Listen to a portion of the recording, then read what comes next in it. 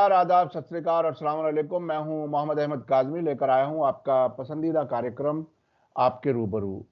इस वक्त middle east, जिसे वेस्ट एशिया भी कहा जाता है, बहुत ही गर्म खबरें आ रही हैं। एक तरफ इजराइल ने नाब्लुस में 10 इजरायलियों का कत्ल किया एक फौजी ऑपरेशन के दौरान। उसके फौरन बाद हमास ने या उनके दूसरे जो साथी हैं वहां पर जिहाद इस्लामी गजा में, वहां से रॉकेट हमले हुए और उसके फिर जवाब में इजराइल ने बमबारी की और यह दावा किया कि हमास के कुछ फौजी ठिकानों पर हमला किया है। उसके साथ साथ एक दूसरी खबर यह है कि ओमान ने इजराइल के लिए अपना जो फिजाई हदूद है, जो एयर स्पेस है, वो खोल दिया है। अब से पहले हम आपको खबर दे चुके हैं कि सऊदी अरब ने भी, अभी डिप्लोमेटिक ताल्लुकात का ऐलान नहीं हुआ, लेकिन उसने अपना एयर स्पेस इजराइल के लिए खोला हुआ है। ओमान की वजह से परेशानी ये थी इजरायली जहाजों को कि फिर भी लंबे रूट से साउथ एशिया के मुल्कों में आते थे, अब उनके लिए आसान हो जाएगा। तो ये दो किस्म की खबरें, दो किस्म के वाकयात मुसलसल हो रहे हैं। ये क्या कुछ है, इसको समझने के लिए मेरे साथ आज खास मेहमान है सीनियर जर्नलिस्ट शेख मंजूर साहब, जो इंटरनेशनल अफेयर्स को बहुत ही नजदीक से कवर करते रहे हैं, इन मुल्कों के सफर भी करते रहे हैं, बहुत चीजों को नजदीक से जानते हैं। शेख मंजूर साहब, वेलकम है आपका। मीडिया स्टार वर्ल्ड को आपने वक्त दिया, शुक्रिया।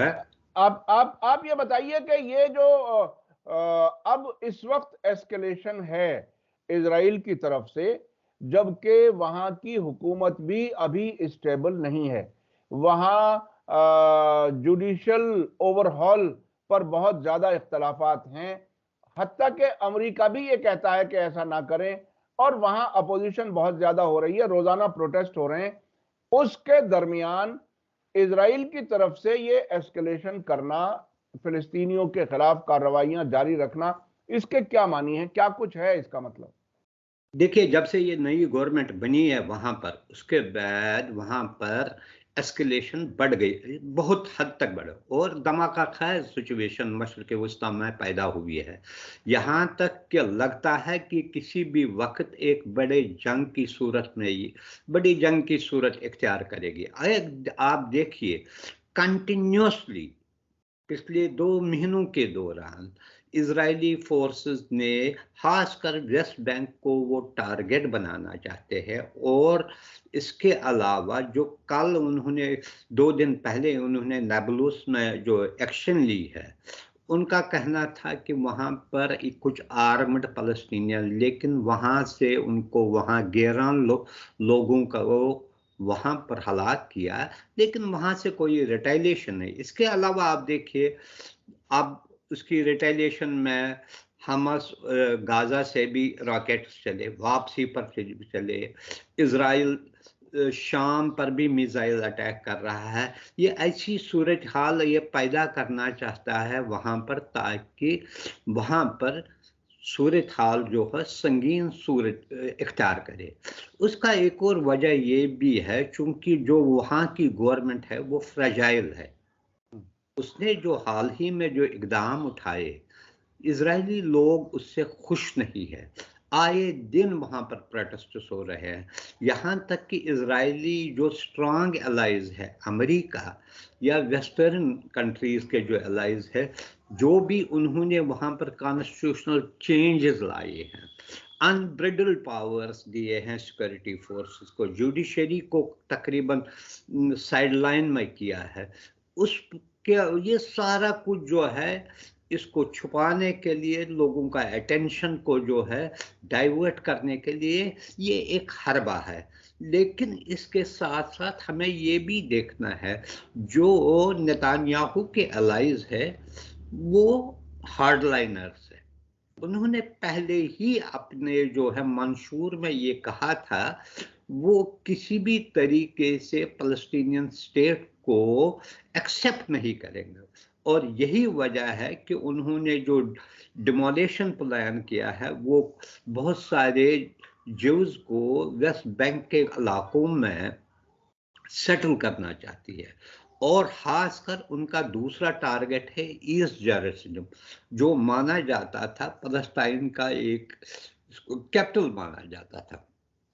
वहां से अगर आप देखेंगे उन्होंने हजारों ये जो है इजरायलियों को वहां पर सेटल किया है, और यहाँ नोटिस भी पैलेस्टीनियंस को दिए हैं वहां से निकलने के लिए। ये एक सोची समझी चाल के तहत किया जाता है ताकि, और खासकर बदकिस्मती ये है इंटरनेशनल जो फोकस है ये यूक्रेन के जंग पर है। पैलेस्टाइन का इशू कभी कभार आता है यूनाइटेड नेशंस में, लेकिन इसमें जो पहली सारी दुनिया इस पर फोकस कर रही थे वो नहीं कर रहे हैं।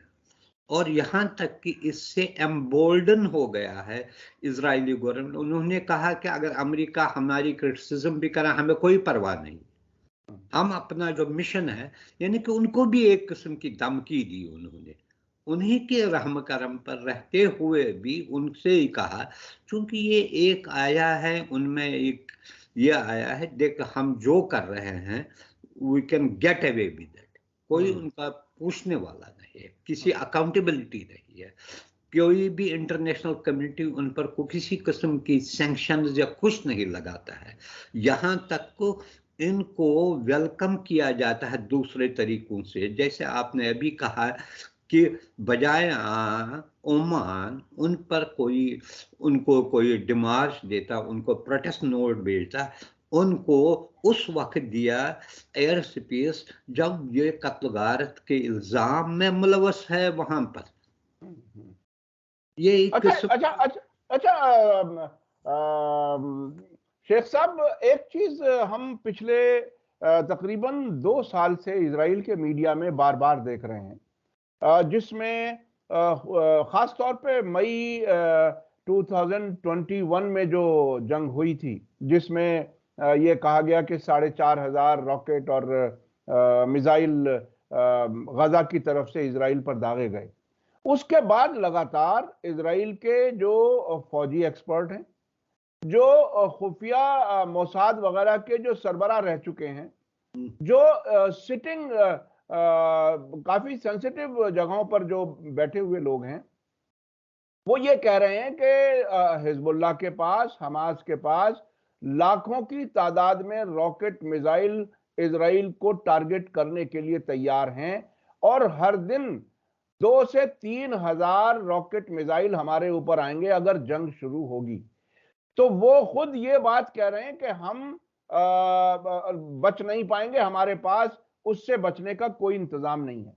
तो ऐसी हालत में ये एस्केलेशन, जिसकी वजह से हमास या हिजबुल्लाह, चूंकि अभी तक जो रिएक्शन आया है हिजबुल्लाह की तरफ से, हमास, जिहाद इस्लामी, ईरान, जो इजराइल के खिलाफ जो ताकतें हैं, उनकी तरफ से लॉयंस डेन की तारीफ की गई है कि आप लोगों ने मजबूती से आप लड़ रहे हैं, और उसके साथ सपोर्ट भी जाहिर की है।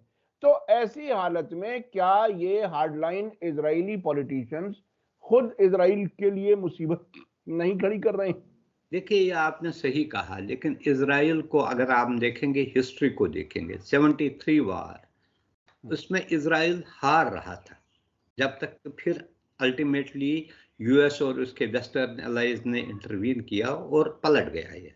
इजराइल को अभी भी ये कॉन्फिडेंस है, अभी ये है, और वो सच भी दिखाई दे रहा है किसी हद तक। जितना वायलेशन इंटरनेशनल लॉज का करते हुए भी कोई उसके खिलाफ रिप्रिमांड भी नहीं, क्रिटिसाइज भी नहीं करता है, उनके एम्बेसडर्स को बुलाते भी नहीं है, समन भी नहीं करते हैं, ताकि उनको इसके बारे में ना प्रोटेस्ट लॉन्च किया जाए। ये इजराइल को एक कॉन्फिडेंस है, और यही वजह है, इसी कॉन्फिडेंस की वजह से वो एम्बोल्डन हो गए हैं।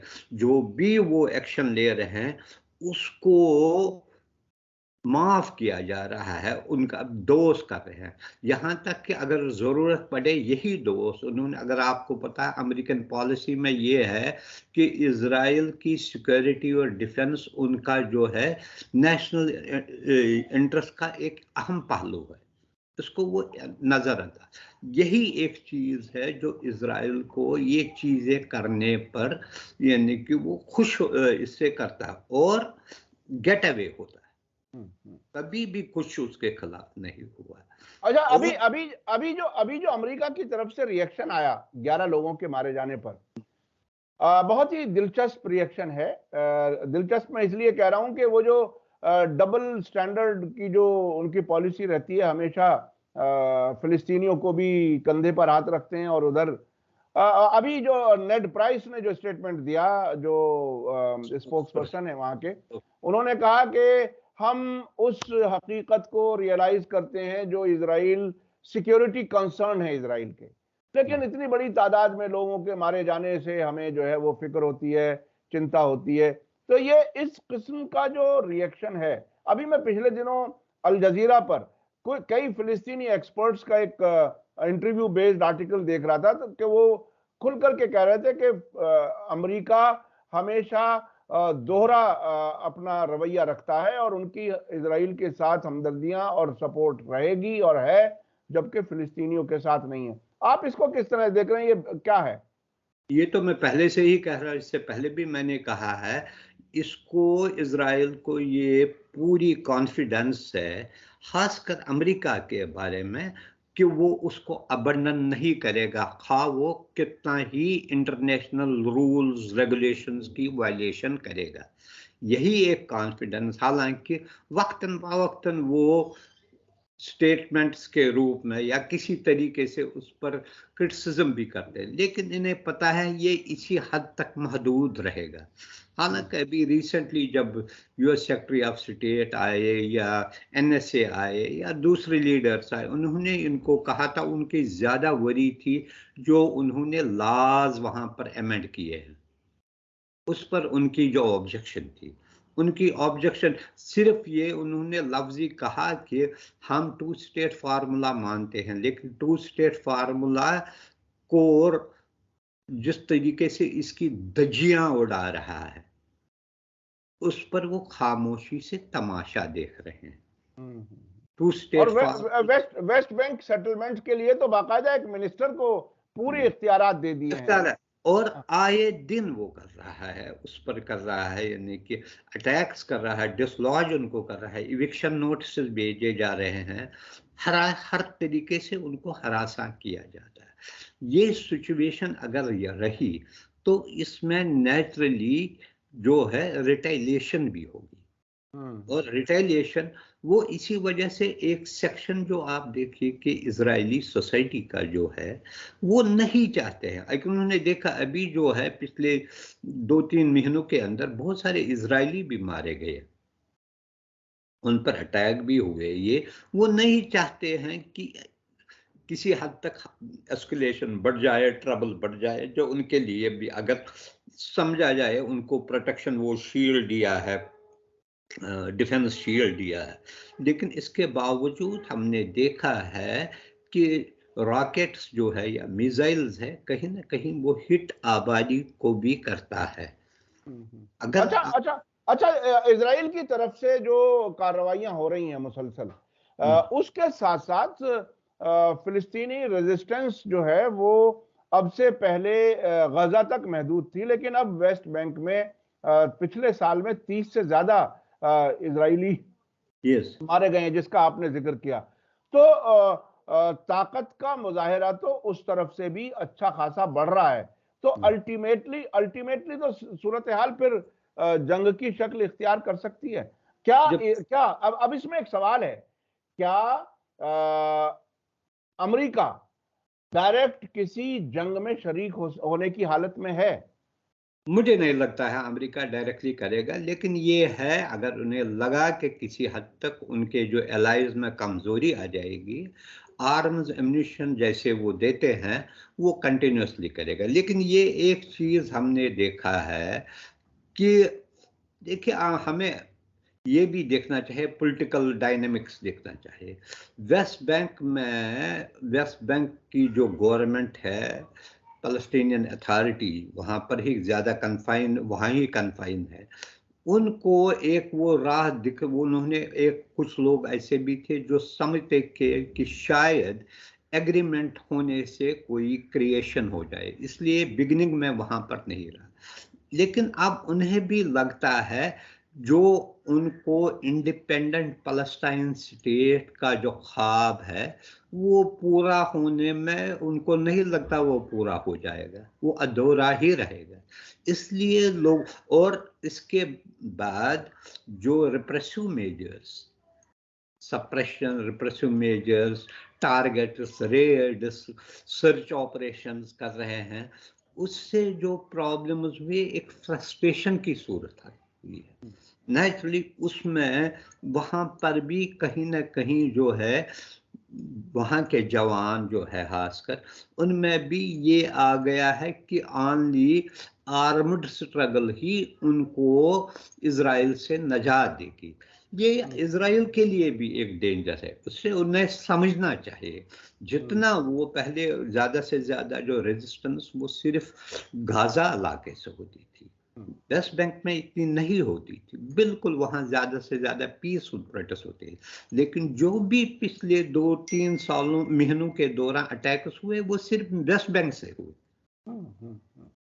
वो इनका ये सोचने की है क्योंकि वहां के लोगों को एक्सेस भी थी, और विद इन जो है वेस्ट बैंक के अलावा जो जेरूसलम या दूसरे इलाकों में भी रहते हैं, वो भी, उनको भी लग रहा है उनकी जिंदगी को वो काफिया तंग किया गया है, उनकी लाइफ मिजरेबल बना गई है।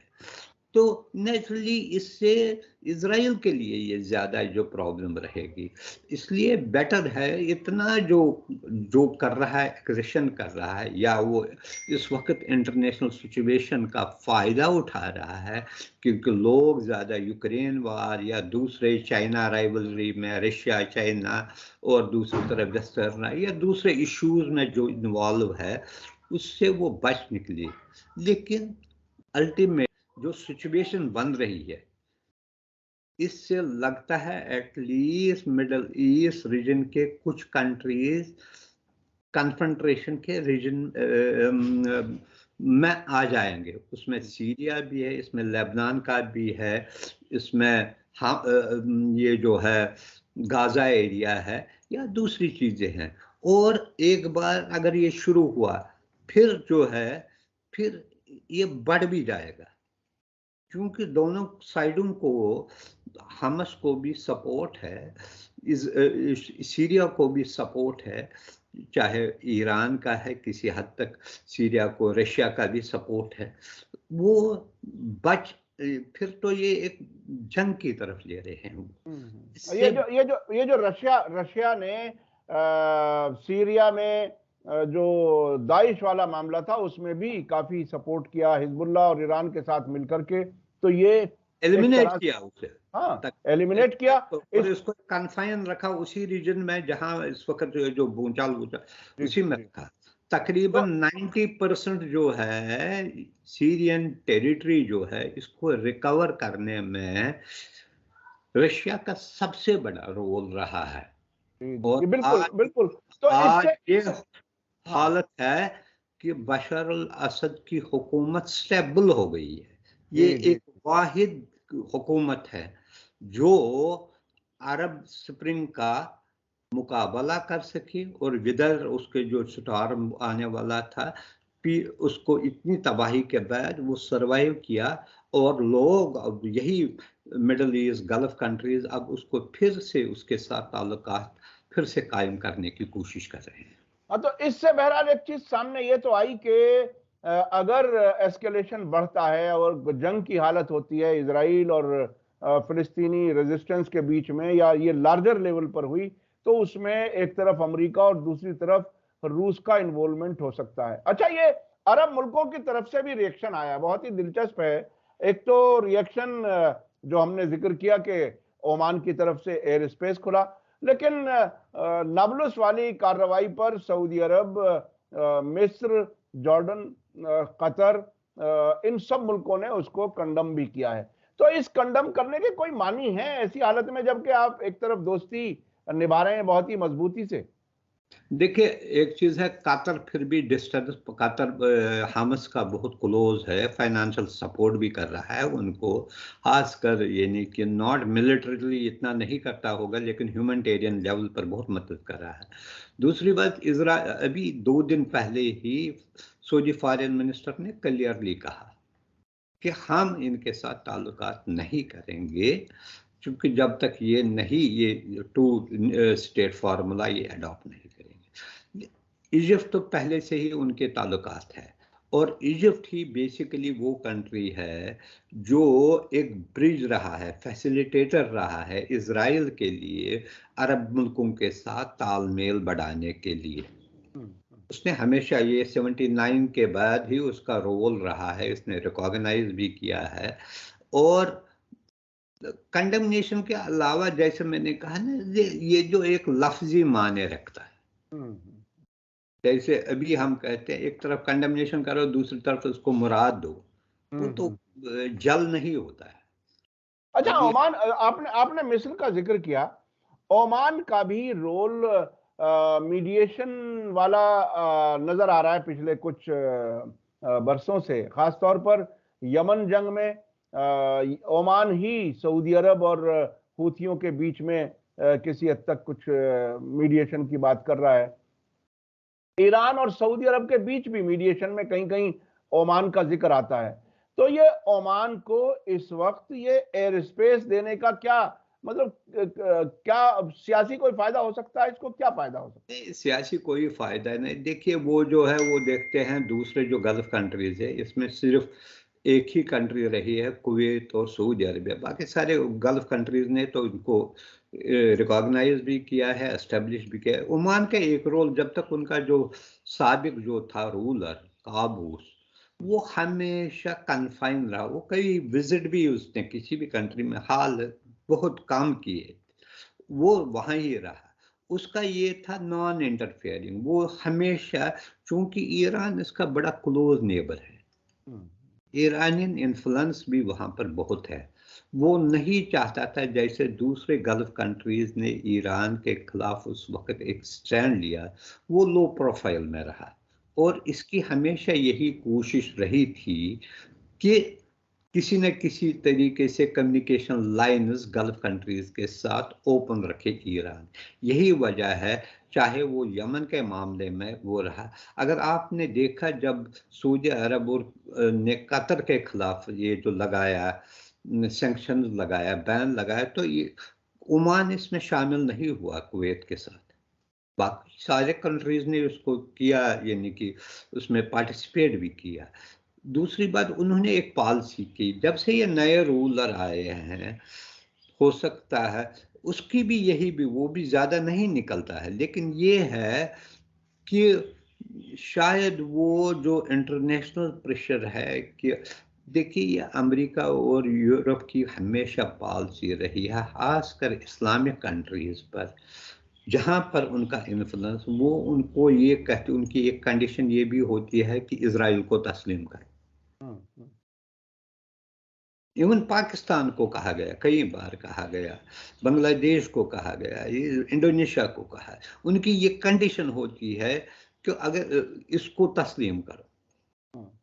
अब कंट्रीज तस्लीम करते हैं, वो उस वक्त कहते हैं भाई इनको ये भी कहिए कि वो फलस्तीन के बारे में सोचा। हाँ जी, ये, लेकिन फिर एक्शंस वही होते हैं जो नलिफाई होता है, सारा कुछ होता है। सूडान पर जब जो पिछली बार अमेरिका सूडान ने जब रिकॉग्नाइज किया, उस पर भी ये कंडीशन लगाई गई, जब वहां पर थोड़ा बहुत ट्रबल था, वहां के हुकूमत के खिलाफ भी कुछ सैंक्शंस लिए थे, फिर इसी कंडीशन पर कि वो इजराइल को तस्लीम करे। जब उसने उसको तस्लीम किया तो उन पर ईज हो गया यूएस प्रेशर। ये उन्होंने, देखिए सऊदी अरब के बारे में कौन फैसिलिटेटर था? फॉर्मर सेक्रेटरी ऑफ स्टेट, उसी ने फैसिलिटेट करने की कोशिश की कि उनके साथ मीटिंग वहां पर कराई, रेड सी के रिजॉर्ट में कहीं पर कराई। लेकिन फिर उनको समझ में आया शायद this is not the right time और appropriate time for them to recognise, क्योंकि सऊदी अरबिया और सूडान में बहुत फर्क है। Saudi Arabia is projected as leader of the Islamic, और है भी इस वजह से कि वहां पर 2 होली मॉस्क आती है, और फाइनेंशियली भी है, थोड़ा बहुत उनके पॉलिसी में अभी चेंज आए। ये सारा जो है कॉम्बिनेशन है, वो थोड़ा डिले कर गए। वरना उसी वक्त होने वाला था। अगर ट्रंप का दूसरा टर्म आ जाता तो कब का ये हुआ होता। ये बहुत ही असल में मैं अपने दर्शकों को बता दूं कि देखिए हुकूमतों का, अरब हुकूमतों का तो जो हाल है उसके बारे में शेख मंजूर साहब ने बताया, लेकिन अवामी जो नजरिया है उसका रिफ्लेक्शन पिछले दिनों कतर के फीफा जो खेल का बहुत बड़ा इवेंट था, उस दौरान जी उस दौरान आम अरबों ने इजरायली जर्नलिस्ट से बात करने से भी इनकार कर दिया और उनसे नफरत जाहिर की। तो अवाम का रुख अलग है, सरकारों का रुख अलग है, वो अपने अपने तरीके से अमेरिका के दबाव में या अपने फायदे में या ईरान की दुश्मनी में किसी भी वजह से वो इजराइल के नजदीक जाते हुए नजर आ रहे हैं। बहुत बहुत शुक्रिया शेख मंजूर साहब, आपने हमें वक्त दिया। इसी के साथ मुझे दीजिए इजाजत। धन्यवाद, शुक्रिया। जय भारत, जय हिंद। मीडिया स्टार वर्ल्ड के और वीडियो देखने के लिए हमारे चैनल को सब्सक्राइब करें और सीधे नोटिफिकेशन पाने के लिए बेल आइकन दबाएं। और अगर हमारी खबर सच्ची और अच्छी लगे तो अपने व्हाट्सएप, इंस्टाग्राम, फेसबुक और ट्विटर अकाउंट पर जरूर शेयर करें।